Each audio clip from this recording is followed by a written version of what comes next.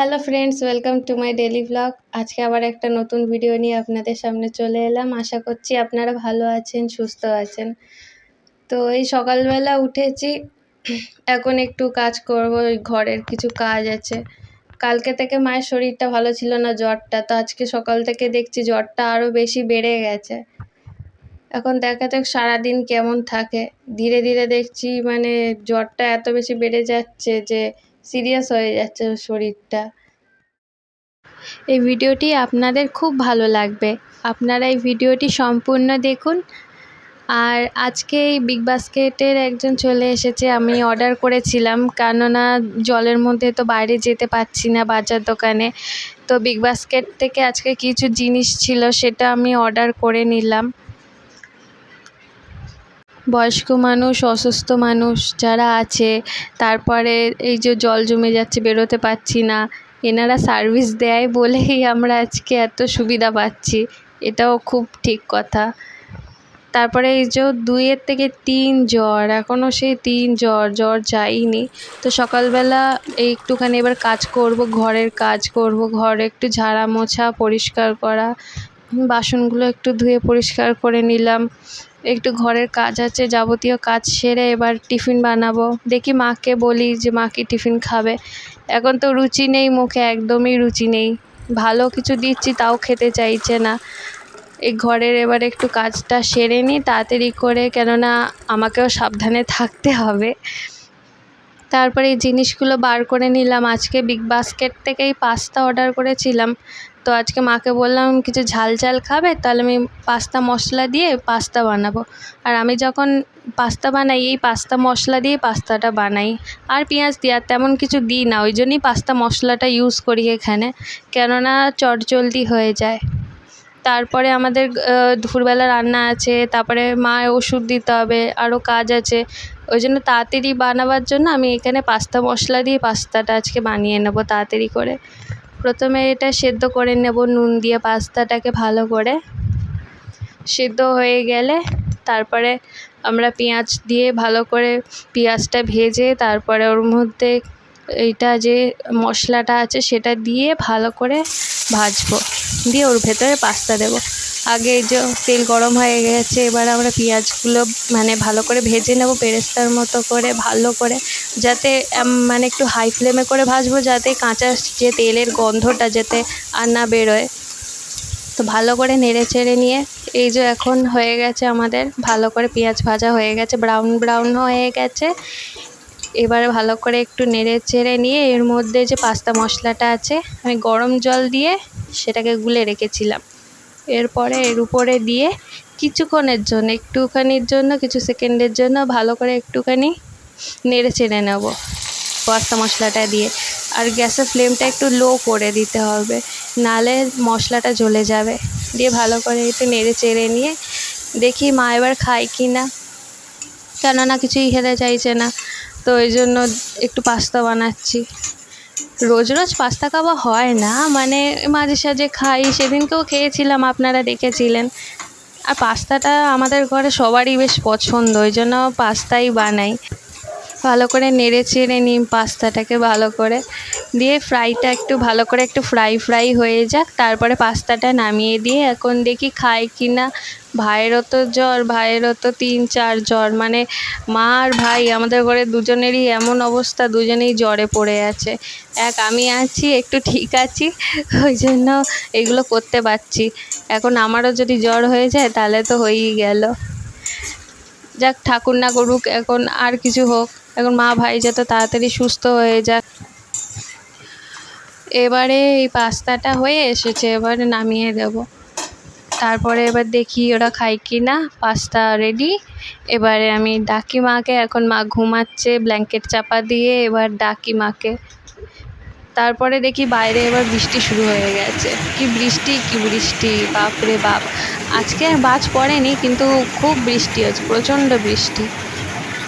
দেখুন বাইরেটা কি বৃষ্টি হচ্ছে, সেই আবার মনে হচ্ছে আজকেও জল ভরে যাবে। জলটা একটু নেমেছিল আমাদের এখানে, বেশ নেমে গেছিলো, কিন্তু আজকেও মনে হয় ভালোই এবার জল ভরে যাবে চারিদিকে। বৃষ্টির ওয়েদারটা আমার ওই জন্যই মানে একদম ভালো লাগে না, এই যে চারিদিকে যে জল ভরে যাবে, এবার জলে জলে কত রকম যে জলের জীবজন্তু আমাদের ঘরে ঢুকে আসবে। তারপরে এটা দুপুরবেলা ভাত রান্না করে নিলাম আলু ভাতে দিয়ে, আর এই আমড়ার দিয়ে একটু টক ডাল করেছি। আর আলু ভাতাটা একটু আচার দিয়ে, সর্ষের তেল দিয়ে, কাঁচা লঙ্কা দিয়ে, সব দিয়ে একটু ভালো করে মশলা দিয়ে একটু মাখবো, আর এই আমড়া দিয়ে টক ডাল। রাতের বেলার একবার দেখেছেন দৃশ্যটা? একে তো এত জল, তারপরে এক ঘুটঘুটে অন্ধকার, আর আমাদের এখানে ঘুটঘুটে অন্ধকারই থাকে। মা বলতো ছোটোবেলায় যখন মা ছাদে ঘুমাতো, তখন নাকি যে রেল লাইনে যে খোয়াগুলো আছে ওগুলো নাকি নাচ করতো জ্যোৎস্নার আলোতে। আর এটাও শুনেছি দাদুর সময়ে যে একজন আমাদের ব্রিজের তলা দিয়ে যাচ্ছিল, তো পিছন থেকে একজন এসে বলে বিড়ি খাবো, আর পকেট থেকে বিড়িটা বের করে যেই দিতেই যাবে তখন পিছন মুড়ে দেখা আর কেউ নেই। এটা আগে অনেক কিছুই ঘটতো, কিন্তু এখন তো আলো আছে, তারপরে এত মানুষজন আছে, ওই জন্য এখন আর সেভাবে কিছু দেখা যায় না। কিন্তু আগে আমাদের এখানে অনেক অনেক অনেক গল্প ছিল, অনেক কিছুই ঘটতো। তারপরে সন্ধেবেলা এই বিগ বাস্কেটে দেওয়া যে জিনিসগুলো ছিল, ধোকার প্যাকেট, তারপরে আলু, আরও কিছু অর্ডার করেছিলাম, সেগুলো এবার বার করে নিচ্ছি। আর এটা আমাদেরকে ফ্রিতে দিয়েছে, কী জানি কেমন খেতে হবে, খেয়ে বলবো একদিন কেমন খেতে। দেখতে তো ভালো লাগছে, বলছে স্পাইসি, এখন খাবো না। তো একটু সন্ধেবেলায় চা করছি মায়ের জন্য, দেখি মা বললো একটু চা খাবে গরম গরম। তখন তো কিছু সকাল থেকে কিছু তেমন খাইনি, একটু এখন চা খেতে চাইছে, দেখি।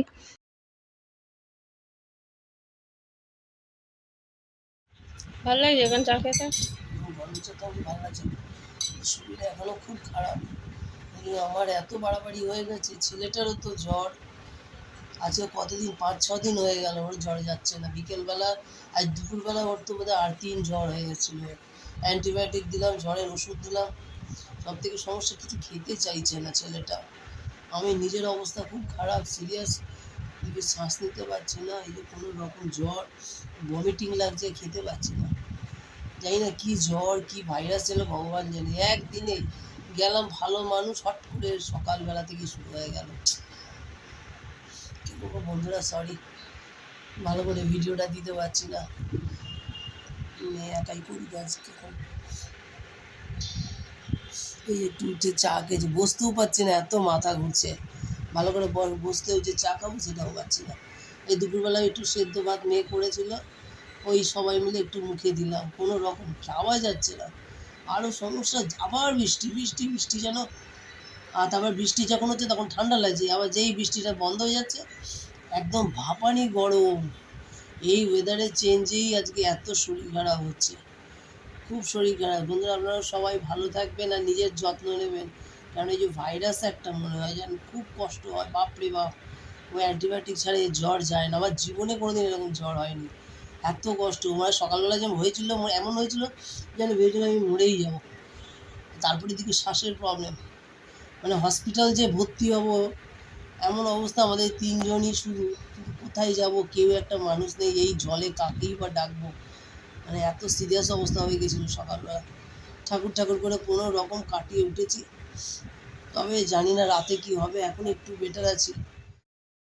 তারপরে একটু মুসাম্বি এনে রেখেছিলাম মা বাজার থেকে, তো আজকে একটু মুসাম্বির রস খেতে ইচ্ছা করছিল, তো দেখি মুসাম্বিটা কেটে নিই। দেখছি তো মুসাম্বিটা কেটে বেশ ভালো, মানে খুব রস মুসাম্বিটা, আর তেমনই খুব মিষ্টি। এই জ্বরের মধ্যে মানে মুসাম্বি খাওয়া, তারপরে পাতিলেবু, মানে ভিটামিন সি থাকে যেহেতু এই লেবুগুলোতে, খাওয়া খুব ভালো। যে ডাক্তার দেখিয়েছিল সে ডাক্তারও বললো বেশি করে মুসাম্বির রস খেতে, এতে জ্বর সর্দি কাশি তো হবেই না, আর যাদের হয়েছে তাদের মানে দ্রুত ঠিক হয়ে যাবে। তো ভাইকেও খেতে বলেছিল মুসাম্বির জুস, তো আমিও খাবো আর ভাইকেও খাওয়াবো। মাকে বললাম খেতে, কিন্তু মা এখন খেতে চাইছে না, কেননা মা বলছে আমি সবে চা খেয়েছি, অ্যাসিডিটি হয়ে যাবে। তাই মাকে পরে দেবো, এখন আমি আর ভাই খাবো মুসাম্বির জুসটা। তা সত্যি মুসাম্বিতে এত রস কী বলবো, প্রচুর রস। তারপরে দেখি খেয়ে কেমন হয়। একটু চিনি দিয়েছি আর সামান্য নুন দিয়েছি, মিষ্টি তো আছে কিন্তু একটু চিনি আর একটু নুন দিলে কি হজম হয়ে যাবে। ভালো না বলে আজকে ব্লগটা বেশি বড় করতে পারলাম না। আপনাদের অনেক কিছুই ভালো মানে দেখানোর আছে, অনেক কিছুই দেখানোর আছে, কিন্তু এখন দেখাতে পারছি না। একটু মায়ের শরীরটা ঠিক হয়ে যাক, আপনাদের সাথে আবার আমরা ভালো করে সুন্দর সুন্দর ভিডিও নিয়ে আসবো আপনাদের সামনে। এর জন্য এই ব্লগটা এই পর্যন্তই। আবার দেখা হচ্ছে কালকে নতুন ব্লগ নিয়ে। নমস্কার।